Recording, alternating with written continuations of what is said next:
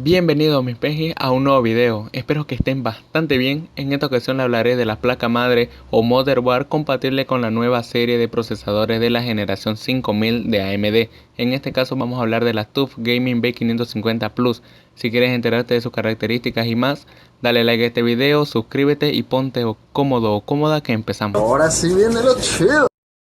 La placa madre con el chipset B550 se han convertido en una de las mejores opciones para aquellos que quieran comprar o actualizar a la generación 5000 de procesadores AMD. Y como dije en el título, en este caso la TUF Gaming B550 Plus, una placa madre con este mismo chipset B550 y un zócalo AM4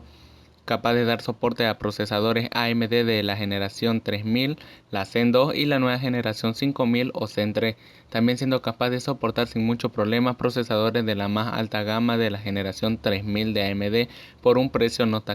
tan descabellado, siendo una de las mejores opciones en estos momentos. En su característica, la cual es una placa madre con el chipset B550 y el zócalo AM4, encontraremos en sus capacidades de RAM de forma nativa que ésta llegará hasta los 3200 MHz, y si se hacen modificaciones a través de sus perfiles XMP, se pueden alcanzar hasta los 4600 MHz, capaces de albergar hasta 128 GB de RAM, la cual está dividida en 4 puertos para memoria RAM DDR4, cada uno con un máximo de 32 GB. En almacenamiento tenemos 6 puertos SATA 3.0 y 2 puertos M.2 PCI Express 4.0. El segundo tendrá una disipación pasiva y dentro de sus puertos de expansión hay 2 puertos PCI Express por 16, el primero con una protección en su conexión corriendo por 16 y será 4.0, y el segundo puerto correrá por 4 y será 3.0. También posee 3 puertos PCI Express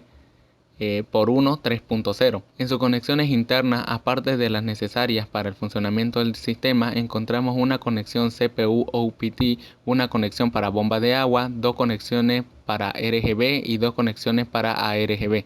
con un M.2 IMK para Wi-Fi, una conexión TPM, 3 conexiones para ventiladores externos, y en sus conexiones externas encontraremos un puerto HDMI 2.1, un puerto DisplayPort, una conexión LAN,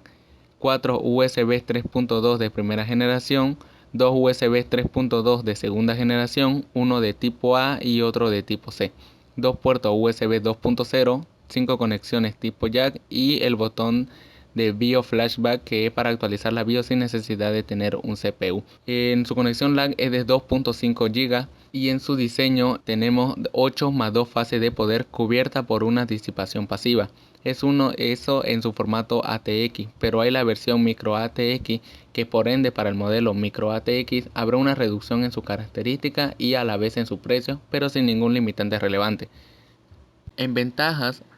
es que el chipset B550 salió prácticamente para la generación 5000, y pues así siendo una mejor opción que placas de anteriores generaciones como la B450 o la X470, es mejor opción ya que como salió prácticamente para la generación 5000, lógicamente tendrá soporte para la generación 5000. Con el chipset B450 o X470, esto dependerá de la distribuidora y de las capacidades de la placa para soportar la nueva generación. Así que, aunque obligado, el chipset B550 es una mejor opción actualmente para las versiones nuevas de los procesadores de la generación 5000. En su desventaja tenemos que comparte el ancho de banda y no es la mejor opción para hacer overclock con procesadores más top del mercado. Para esto puedes ir por otras opciones del mismo chipset de la gama más alta, como por ejemplo la B550 Aorus Master u otros chipsets como la X570. Pero si tú no vas a hacer overclock exagerado con procesadores de la gama más top, esta placa es una de tus mejores opciones por un precio no descabellado y no te va a quedar corta con procesadores, por ejemplo, Ryzen 5 o Ryzen 7. En definitiva, es una buena opción si estás comprando actualmente una computadora o quieres más adelante actualizar a la serie 5000 y tu presupuesto no es tan alto. Es recomendable esta placa al ser una de las más baratas en este chipset.